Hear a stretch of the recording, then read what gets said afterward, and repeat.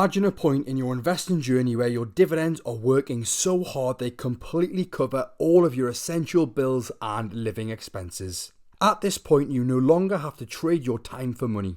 This is what I like to call dividend escape velocity, the moment your passive income breaks free from the gravity of everyday expenses. In today's video, I'm going to break down exactly what dividend escape velocity is, how you can calculate your own number, what my personal targets look like, and the steps I'm taking to get there. So if you've ever dreamed of living off your investments, this is a concept you'll definitely want to understand. I want to shout out Gen X Dividend Investor as he has inspired this video.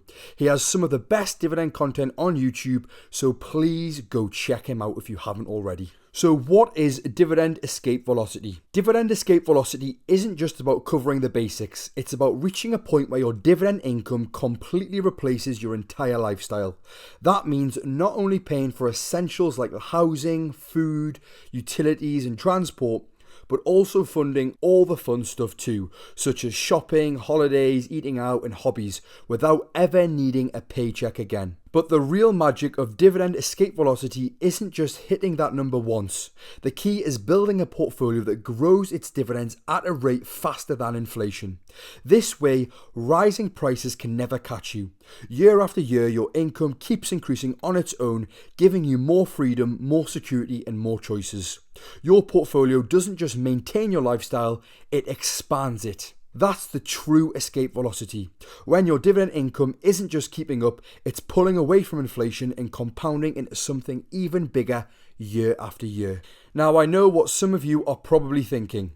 If you're spending every penny of the dividends, won't the portfolio slowly shrink over time?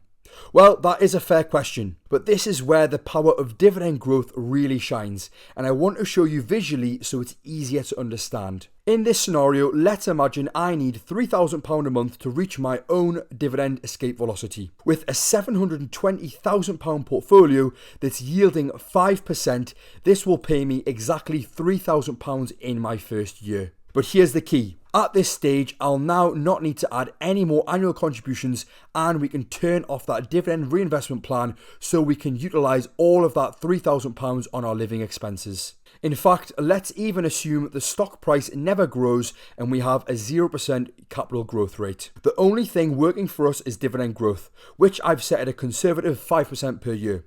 Because the companies in this portfolio reliably raise their payouts, the income grows on its own.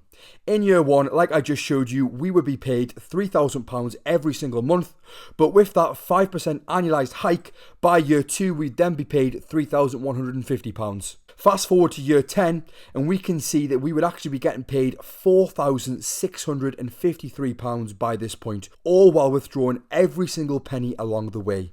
And for context, UK inflation over the past 30 years has averaged about 2.5% per year, which means your dividend income is growing faster than the cost of living. And here's where it starts to get exciting. If the portfolio also managed a modest 5% capital growth each year, something that's very achievable with quality, well-researched companies, your monthly dividends would start to increase at an even bigger rate. By year 10, we can see in this example, you'd actually be earning over £7,200 on a monthly basis. And that's the power of reaching dividend escape velocity. Your income keeps accelerating even if you're not adding a single extra pound. It's all well and good showing you an example of someone's dividend escape velocity, but at the end of the day, you need to know what your number's going to be. So now I'm going to show you exactly how to calculate your own dividend escape velocity. First of all, you're going to need to add up your total monthly expenses. So you need to start off by calculating everything it costs for you to live the life that you want to maintain, not just the bare essentials like rent, utilities and groceries, but also include the fun stuff such as holidays, shopping, eating out, hobbies, gym memberships, whatever makes life enjoyable. Make sure you include all of those numbers within your own personal lifestyle number. Let's say once you have calculated all of that, your personal number comes to £3,000 per month. You're going to want to multiply that by 12 to get your yearly figure. In this case, it would be £36,000 per year, and that's the amount of annual income you need your dividends to cover. I'm really interested to know everyone's dividend escape velocity, so please comment below what yours is. Once you've calculated your total monthly expenses, you then need to choose a realistic dividend yield. So you need to look at the average yield you can reliably target with a diversified, high quality portfolio.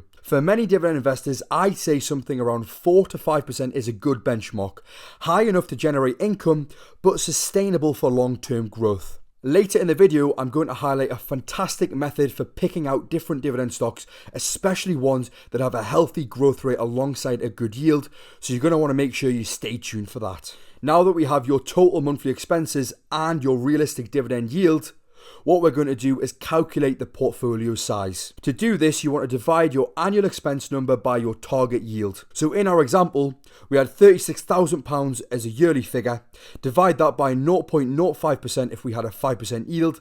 And this comes to a total portfolio amount of 720,000. That's the portfolio value you'd need to reach your dividend escape velocity. And finally, you need to factor in dividend growth versus inflation. The most important part is to ensure the companies you invest in grow their dividend faster than inflation, so your income keeps rising even as prices go up. Historically, aiming for a 5% plus dividend growth rate versus UK inflation's long-term average of around 2.5% gives you a comfortable safety of margin. So even if you do have a freak year where, say, inflation does rise to 5, 6, 7, 8%, because your growth rate is at around 5% as an average every single year, you're still going to be ahead of these one-off freak years, as the following years, the likelihood is the inflation rate will then come back down to below your portfolio's dividend growth. So as a summary, dividend escape velocity equals annual lifestyle cost divided by portfolio dividend yield. And you've just got to remember that your dividend growth rate has to exceed the inflation rate. And I find one of the most exciting parts is once you work out this number, you can then start building your portfolio towards that long-term goal. I mentioned earlier about a fantastic method of picking dividend stocks, and that is the Chowder rule. This is one of my favourite dividend investing tools that can help you stay ahead of inflation. It's a simple way to pick stocks that give you the best of both worlds, solid income now and strong growth for the future. Here's how it works. Take a company's dividend yield and add it to its 5-year dividend growth rate, and that total score is the Chowder score. As a guideline, you generally want a score of 12 or higher. So if a stock has a 3% yield and has grown its dividends by 9% on a yearly average, that's a score of 12, which would be right on target. The beauty of this rule is it balances two key things: a good dividend yield today and dividend growth that beats inflation and compounds your income over time. So when a stock can offer that sweet spot, a respectable yield today and consistent growth every year, it gives you the confidence that your income will keep compounding even if you never add another penny of new money. Now, not every stock I own meets the Chowder rule perfectly, but a large part of my dividend portfolio does. And for me, it's a great framework to stick to if you want a healthy blend of dividend growth and yield. What I like to do in my own portfolio is have some dividend growth stocks that have a fantastic growth rate, say that it's above 12% itself, and have a very low yield that potentially is only between 1 and 2%. But then this is smoothed out by having a few dividend stocks that have a very good current yield that's at around 4 to 5%, and then still have a modest growth rate that's around 6 to 7%. We have to talk about the real king of investing though: compound interest. Compound interest is what happens when the money you've already earned starts earning money on its own. Your returns generate more returns, and over time the snowball effects becomes unstoppable. It's why someone who starts early, even with small amounts, can end up with far more than someone who invested big but started late. This is shown clearly from the graph. On this example, I've predicted a modest 7% annual growth rate and only invested £1,000 per month for a 35-year period. In this time, the portfolio has grown from an initial £1,000 to a massive £1.8 million. The best part is, out of that £1.8 million, only £420,000 is through your own deposits, and the other £1.4 million is all compound interest doing the heavy lifting. This principle is the backbone of everything we've talked about today. And to make the most of this process, you don't have to stick strictly to dividend stocks or ETFs. You can mix in growth stocks too. Companies that reinvest profits back into the business instead of paying a dividend. They might not send you cash every quarter, but their reinvested growth compounds behind the scenes in the same powerful way. Look, at the end of the day, the best strategy is the one that keeps you motivated and staying consistent within the market.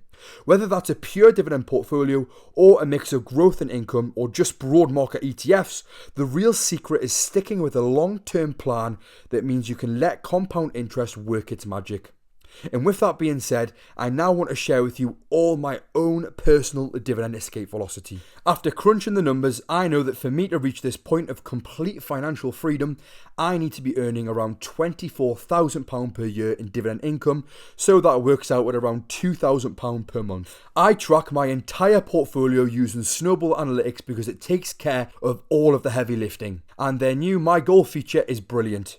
It predicts when you're likely to hit your long-term targets based on your actual portfolio data. Right now, I'm already 10% of the way there, which is super exciting as I only started this journey 2 years ago. Being over a tenth of the way there to my ultimate goal this early keeps me incredibly motivated. The best part is how realistic and customizable this feature is. With this feature, you can input exactly how much you plan to contribute every month, your current dividend portfolio yield, and your expected dividend growth rate, and it automatically does the calculations for you itself. You can even experiment by tweaking your yield or growth rate to instantly see how this change affects your timeline for hitting your dividend escape velocity. For anyone serious about dividend investing, having a dedicated dividend tracking app is, in my opinion, a non-negotiable. If you want to give Snowball Analytics a try, there's a link in the description for a 2-week free trial so you can test it out for yourself. And as we can see, for me to hit my dividend escape velocity, it's going to be achievable in around 14 years if I can keep up my £800 monthly contributions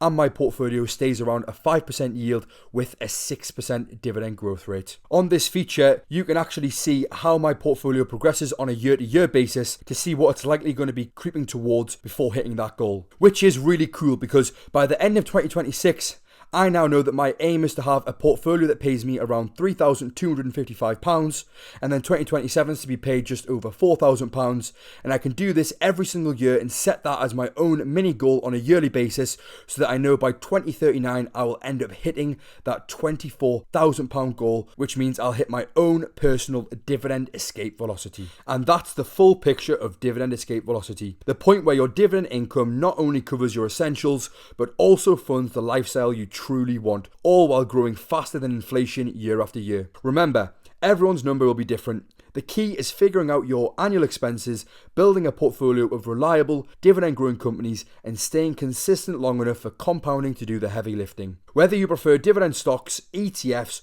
or even a mix with growth companies, the most important part is picking a strategy that keeps you motivated and sticking with it. Let me know in the comments what your dividend escape velocity is. Thanks for watching. If you enjoyed the video, please like and subscribe. Here's to building a portfolio that lets you live a life on your terms. For now, this is the Geordie Pig Investor, over and out.